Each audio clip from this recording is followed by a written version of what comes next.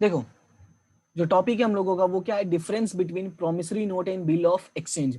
Basically ये दोनों topic हम लोगों ने कंप्लीट किया था पिछले क्लासेस में, राइट। अब देखो इसमें क्या है कि हमें ये समझना है कि इन दोनों के बीच में मेन डिफरेंस क्या है। तो जो चीजें हम लोगों ने पढ़ी थी जैसे इसेंशियल एलिमेंट्स हो गया, meaning of promissory note and meaning of bill of exchange, वही सारी चीजें जो है उसके डिफरेंस में आ जाती हैं। तो यहाँ यहाँ पे मैं तुम्हें मतलब सीधा सा समझाता हूँ, ठीक है, कि बिल ऑफ एक्सचेंज कैसे होता है, मतलब बिल ऑफ एक्सचेंज कैसे अराइज होता है और तुम्हारा प्रोमिसरी नोट कैसे अराइज होता है। तो जैसे समझो कि एक होता है सेलर, ठीक है, और एक होता है क्रेडिटर। ओके, तो सबसे पहले हम समझते हैं प्रोमिसरी नोट के बारे में। किसके? Promissory note. तो जो प्रोमिसरी नोट होता है, देखो इसका नाम ही क्या है, प्रॉमिस।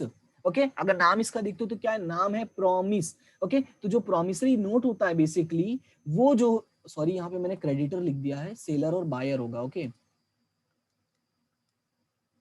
सेलर और बायर। देखो यहाँ पे जब हम बात करते हैं प्रोमिसरी नोट की, तो जो मेन पॉइंट है वो जो तुम्हें याद रखना है वो ये है कि जो प्रोमिसरी नोट होता है बेसिकली वो बायर जो होता है वो सेलर को लिख कर देता है, क्योंकि ये प्रॉमिस करता है बायर कि मैं तुम्हें पैसे दे दूंगा, आई प्रॉमिस टू पे यू, राइट। लेकिन जब मैं बात करता हूँ बिल ऑफ एक्सचेंज की, किसकी? बिल ऑफ एक्सचेंज की, तो सेम सिनारियो अगर मैं रखता हूँ कि एक सेलर होगा और एक बायर होगा, ठीक है।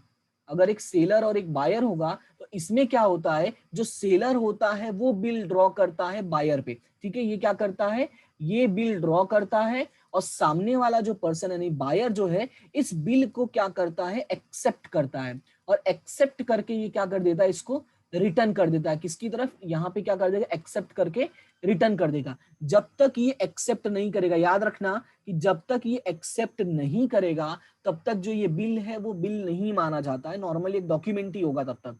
ओके, जैसे ही उसने एक्सेप्ट कर लिया वैसे ही बन जाएगा वो बिल ऑफ एक्सचेंज। तो यहाँ पे जो बायर है वो एक्सेप्टर है, वो क्या है, वो ड्रॉवी है, याद रखना, ठीक है, ये नाम याद रखना, वो ड्रॉवी है, और ये क्या है, ये ड्रॉवर है। ओके, और मैंने एक एग्जांपल इसमें दिया था कि इट मे बी पॉसिबल कि इसमें एक थर्ड पार्टी भी हो जिसको हम बोलते हैं पेई, यानी कि कोई अदर पर्सन जो पैसे रिसीव करे। ओके, तो ये थोड़ा सा तुम्हें याद रखना है कि प्रोमिसरी नोट में बेसिकली कितने पार्टी होंगे, एक, दो। और प्रोमिसरी नोट क्या होता है, और जो तुम्हारा बिल ऑफ एक्सचेंज है उसमें कितने पार्टी होंगे, एक, दो और ये तीसरा, राइट। और ये कैसे अराइज होता है। ओके, अभी स्टार्ट करते हैं इनका मीनिंग, यानी जो डिफरेंस है वो क्लियर समझते हैं।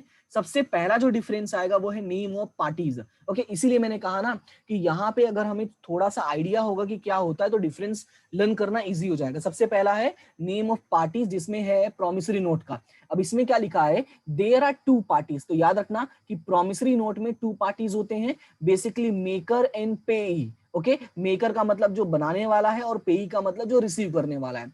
And there are three parties in a bill of exchange. याद रखना, there are three parties. The first person is drawee, sorry drawer, second person is drawee and third person is payee. Okay, तो याद रखना कि promissory note में दो parties हैं और इसमें कितने हैं, तीन पार्टीज हैं।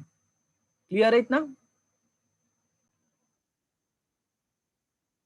उसके बाद सेकंड है प्रॉमिस एंड ऑर्डर। देखो जो प्रॉमिसरी नोट है बेसिकली क्या है, अनकंडीशनल प्रॉमिस टू पे। मैंने पहले ही बोला बेसिकली ये क्या है, प्रॉमिस है। Okay, so it is unconditional promise, ये याद रखना, unconditional promise. Bill of exchange क्या है, there is an unconditional order. जैसे मैंने बोला जो सेलर है वो बायर के लिए लिखता है और बायर को बोलता है एक्सेप्ट करके हमें दो इसको, तो वो ऑर्डर दे रहा है बेसिकली, भाई तुम्हें पे करना है इसलिए तुम एक्सेप्ट करो। Now the third person, acceptance. Since it is signed by the person liable to pay, याद रखना क्या लिखा है, since it is signed by the person liable to pay, basically जब इसमें साइन हो चुका है जो खुद पे करने वाला है, so acceptance is not necessary। लेकिन except in some cases, ये बिल ऑफ एक्सचेंज में in some cases it requires to be accepted by the drawee before it is binding upon him. तो यहाँ पे क्या बोला है, जो बिल ऑफ एक्सचेंज होता है इसमें एक्सेप्टेंस जरूरी है, अगर एक्सेप्टेंस नहीं होगा तो बाइंडिंग नहीं होगा। जैसे अगर मान लो मुझे पता ही नहीं है कि तुम्हें पेमेंट कब करूं मैं, तो मैं कैसे, तुम मुझे कैसे फोर्स कर सकते हो। लेकिन जब मैंने डॉक्यूमेंट में साइन कर दिया है अपना, ओके, उसके बाद ये मेरे ऊपर बाइंडिंग हो जाएगा, मतलब तुम यहाँ पे मुझे फोर्स कर सकते हो। Now the fourth point, liability. अब इसमें देखो क्या लिखा है, the maker of a note is a primary liable. याद रखना कि जो लाइबिलिटी है, लाइबिलिटी बेसिकली मेकिंग के पॉइंट से है, यानी कौन बना रहा है उसके बेस पर है। तो यहाँ पे क्या बोला है, जो मेकर है, मेकर का यहाँ पे कौन है, तो बेसिकली जो बायर है वही मेकर है। तो maker of a note is a primary liable, thus liability of maker is primary and absolute.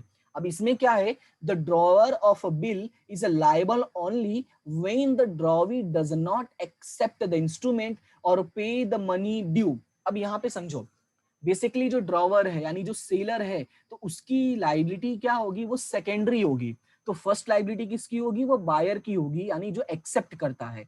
तो वो लाइबल कब होगा, यहाँ पे जो सेलर है या यूं कहूं जो ड्रॉवर है, उसकी लाइबिलिटी कब अराइज होगी, ये तभी अराइज होगा जब वो एक्सेप्ट नहीं करता, does not accept the instrument और पे द मनी ड्यू। याद होगा जब हमने पिछली क्लास में पढ़ रहे थे तो उसमें एक एग्जांपल दिया था हम लोगों ने, एक्सेप्टेंस फॉर ऑनर और drawee in a need, right. तो उसमें हम लोगों ने देखा था ना, कभी कभी सामने वाला एक्सेप्ट नहीं करता है या कभी कभी वो पेमेंट नहीं कर पाता है, तो ऐसे केसेस में पहले उसका ही प्रॉब्लम अराइज होता है, यानी उसकी लायबिलिटी अराइज होगी।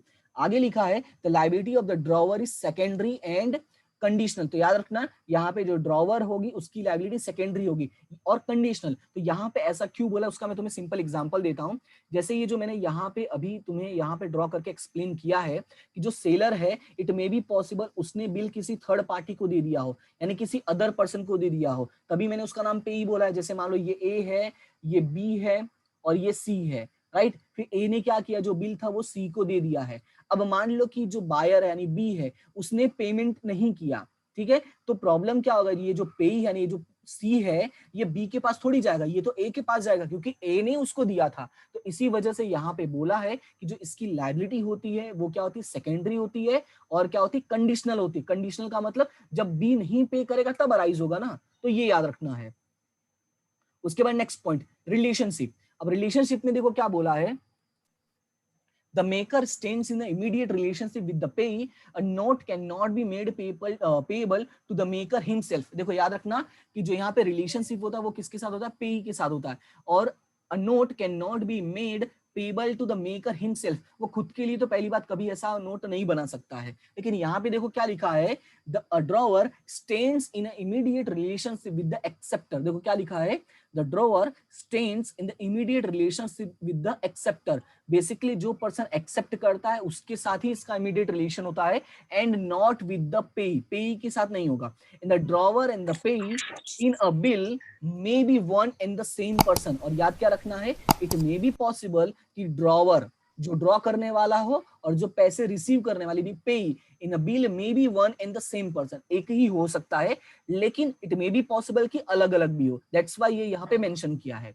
उसके बाद number 6, notice. Notice of dishonour to the maker is not necessary, क्योंकि उसने ही पे बनाया है और उसी को पता है कब पेमेंट करना है। तो अगर कुछ ऐसा सिचुएशन अराइज होता है तो ऐसे केस में नोटिस देने की जरूरत नहीं है। लेकिन यहाँ पे क्या है, notice must be given to all person liable to pay in case of non payment. देखो हम लोगों ने पढ़ा है कि जो बिल ऑफ एक्सचेंज होता है इसको इंडोर्स भी कर सकते हैं, यानी हम अदर पर्सन को दे सकते हैं। जैसे यहाँ पे था, ए ने सी को दिया, it may be possible C D को दे दे, डी ई को दे दे। तो ऐसा सिचुएशन होता है कई लोगों के पास पहुंच जाए। तो अब यहाँ पे क्या होगा, जब यहाँ पे बिल डिसऑनर होगा यानी कि बिल में कोई प्रॉब्लम होगा, तो ऐसे केसेस में नोटिस देना जरूरी है सामने वाले पर्सन को। तो यहाँ पे वही लिखा, in case of non payment और non acceptance of a bill the notice is compulsory. Okay, now the next one, protest. Protest is not necessary. मैंने क्या बताया था कि प्रोटेस्ट का मतलब यहाँ पे तुम समझो नोटरी की जरूरत है, ठीक है, यानी कि एक तरह का डॉक्यूमेंटेशन। तो डॉक्यूमेंटेशन जो है वो प्रोमिसरी नोट में कंपलसरी नहीं है, लेकिन protest is necessary in the case of dishonour of a foreign bill.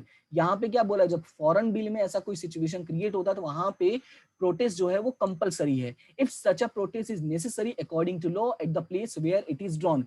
अगर मान लो कि जहां पे ड्रॉ किया गया है वहां के लॉ के अकॉर्डिंग कंपलसरी मतलब जरूरी है, तो तुम्हें करना पड़ेगा।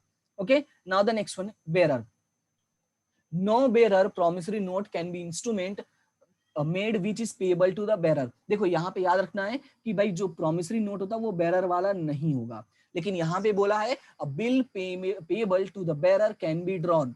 तो याद रखना तुम्हें बेरर का मतलब क्या होता है। बेरर का मतलब होगा कि जिसके पास होगा वो उसका हो जाएगा। वैसे ही जैसे इसने ए को बी ए ने बी के लिए लिखा था, उसके बाद बी ने सी को दे दिया, सॉरी ए ने सी को दे दिया, उसने किसी और को दे दिया, तो जिसके पास फाइनली होगा बेसिकली वो उसका हो जाएगा। ठीक है, उसके बाद आगे क्या लिखा है, आगे लिखा है नंबर ऑफ कॉपीज। तो याद रखना है only one copy can be written. Promissory note में सिर्फ एक कॉपी होता है, ये याद रखना है। But in bills can be written in sets, यानी बिल में कई सारे कॉपीज हो सकते हैं।